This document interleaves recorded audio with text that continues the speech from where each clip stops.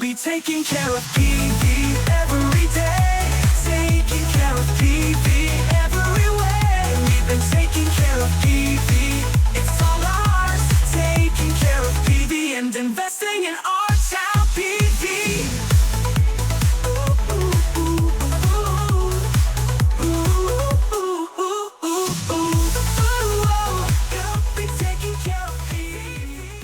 Hello and welcome to PV in Focus, where we're giving you an inside look at how our town gets things done every day.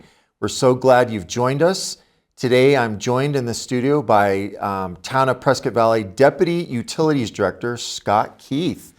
We're going to be talking about one of the things everyone wants to know more about, and that's how can we better utilize our water. Scott, welcome to PV in Focus. Yes, thank you. It's great to have you. Yeah, good to be here. So in the overall department, you've got kind of the operations side, there's the kind of the water resource side, trying to find additional water resources, and then also engineering, permitting, those types of things. Yes, correct. In your position, you get call outs for, there could be something in the middle of the night at the treatment plant or a water line that breaks, and our team has to respond to that. Correct, yeah. The one thing about utility workers in this industry is we're on call 24/7, 365. We're never not available. We're always available, always on call. Always serving the public, making sure that their water is available at all times. Yes.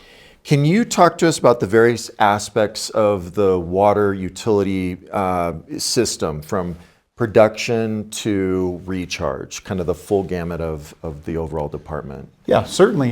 Here in Prescott Valley, our production system, we're not part of any surface water like down in the valley. They've got Central Arizona Project. Surface, so like a lake or a river type thing? Yes, lake, river, canal system.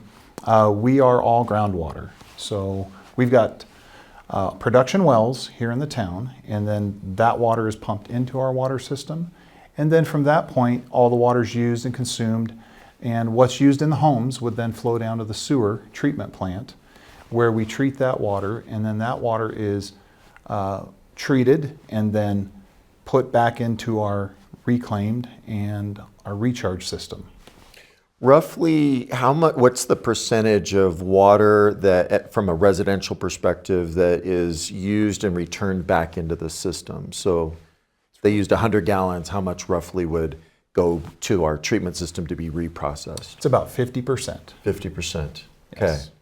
So, yeah, I think for, everyone that's watching and listening, it's, you're always thinking about, again, our overall water usage and making sure that we are trying to make sure that our system is as efficient as possible, and making sure that the system is operating at its peak. Can you talk, so you mentioned wells and pipelines, that take things back to the wastewater treatment plant. What's our system look like? How many wells and tanks and miles of pipe are we having to maintain and operate?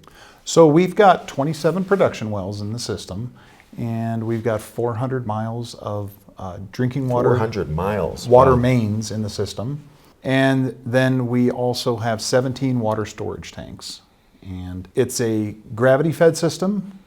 We place our tanks and install our tanks up at higher elevations, and that's what allows for the water pressure to go to the customers' homes.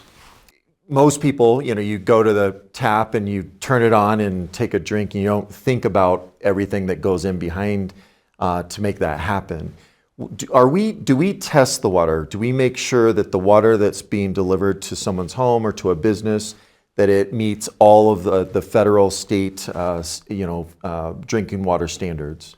Yes, that's a great question. We test our water monthly. We test it quarterly, semi-annual, and annually. We even have some of the constituents that we test for that are triennial every 3 years.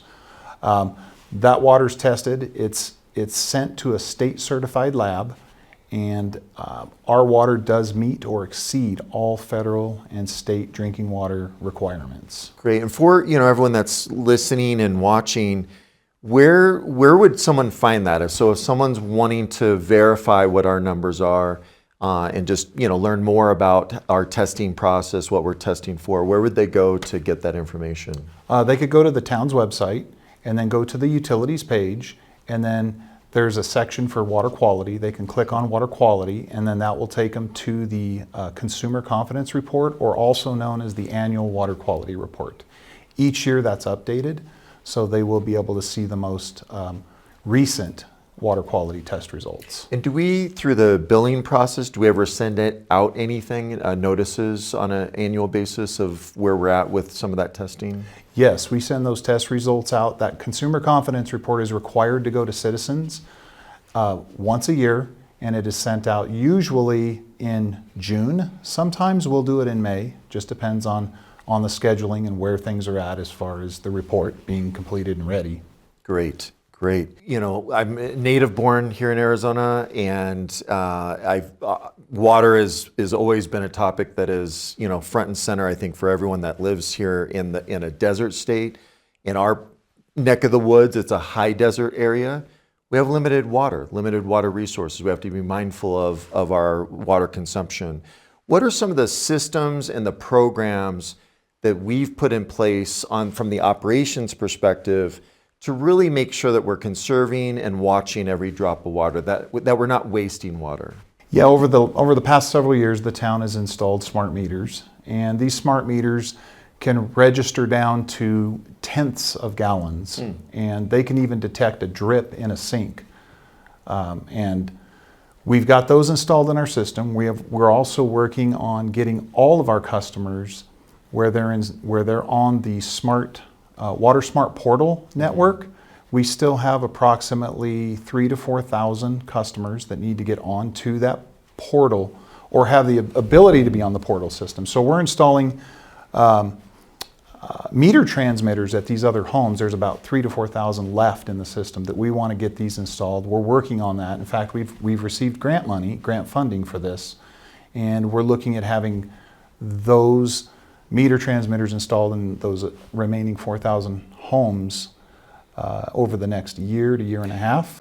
So from a resident, a person living at a home that has access to the system, I can monitor then my usage, and then if there is a drip at the sink or something, it would be able to show up as like more usage being done, and then I could take steps to try to fix that, or contact the you guys to see if there's anything that I could do to try to address that.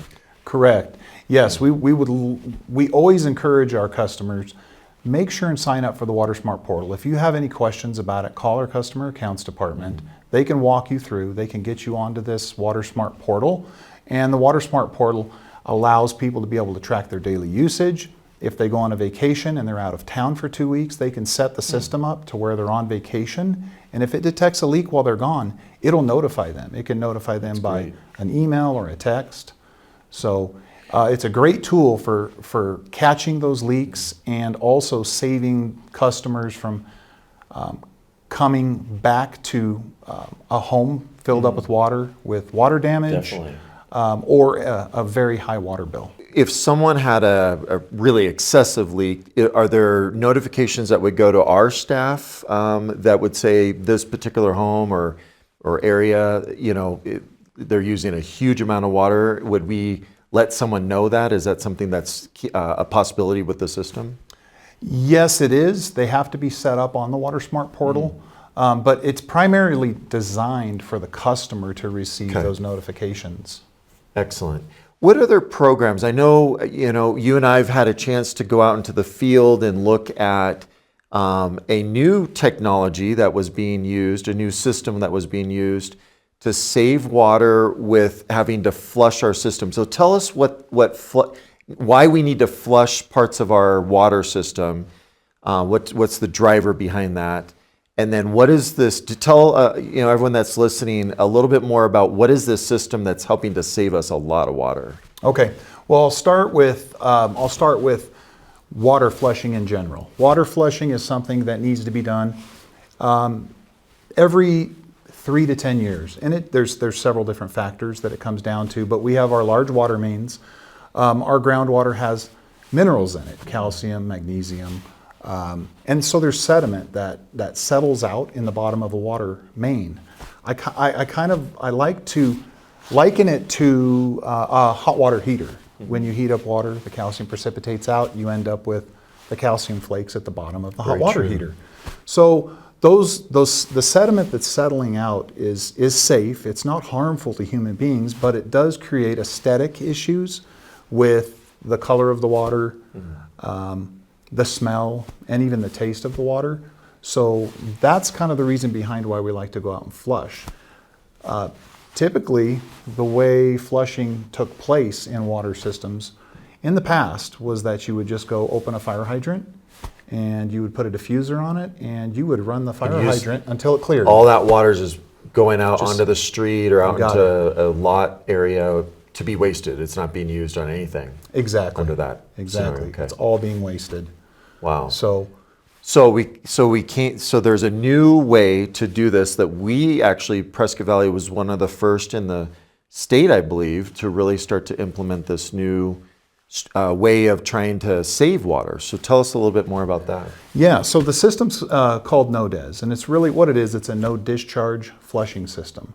So we can hook up. We basically have a portable water filter that sits on a truck, and it's got a water filter, chlorination system, and then it has water quality monitoring equipment on it. So we can hook up to that fire hydrant that we would normally have flushed the water onto the ground. We can run it through the water filter.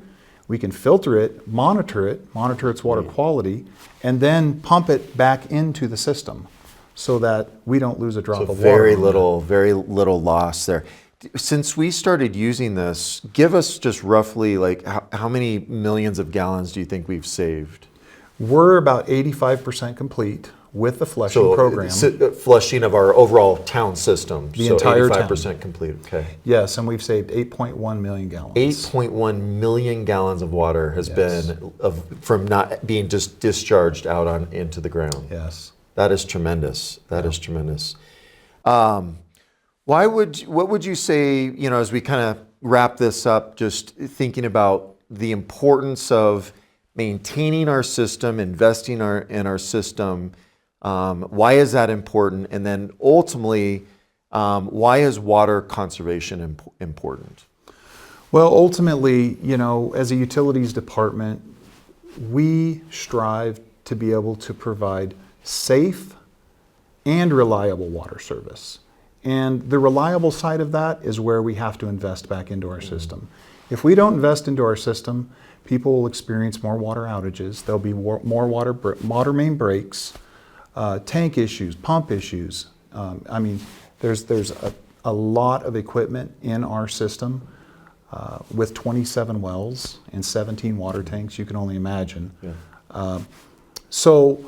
It's very important that we invest back into our system, and infrastructures do age, and so we need to be responsible with that and ensure that our citizens have reliable water services. If you have a well-maintained system, again, and I think that you highlighted that very well, it's if you build something, you need to make sure you maintain it, just like your home, right? You don't wait to the very end where everything's falling apart. Over time, you're replacing maybe the roof when it ages, because if you let that go, water gets into your home. So you need to make those periodic investments. And our overall town utility system's the same way, right? But if we let it get to a point where it becomes inefficient, the ultimate, loss in the thing is we lose water. We lose, there's breaks in the mains, and water is lost out of that system. And so from a conservation perspective, maintaining the system is also one of the objectives, right? Yes, certainly. Okay. Certainly, yeah. And as you said, if we don't maintain our system, we're going to have more water main breaks, tank issues, pump issues, which is going to obviously waste water, and we do not want to waste that precious resource. As we think about the investments that we have to make and what that means to the ratepayer and how that whole structure works. And so I'd love to spend time with you guys on trying to be able to explain, again, why it's so important that we are planning years out in the future for maintenance, replacement of tanks and coatings of tanks, replacing lines before they totally fail. And then the cost is substantially much greater when you have a complete failure of something, and then how that plays out into the rate structure. So that'll be Yes. another conversation that we can have. Yeah, I'm looking forward to that. I think being proactive versus reactive actually will cost the ratepayer less. Absolutely. And I appreciate the town's dedication to being proactive. Well, Scott, that's about all the time that we have for today's episode.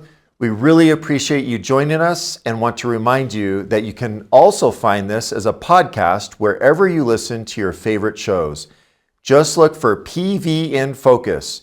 You can also find a link in the description for this video. If you have enjoyed it or learned a thing or two, feel free to share it with your friends or other residents so that they too can join in the conversation. We'll be releasing episodes on the first and third Wednesdays of the month. Until next time, be well, and we'll be taking care of PV. We'll be taking care of PV.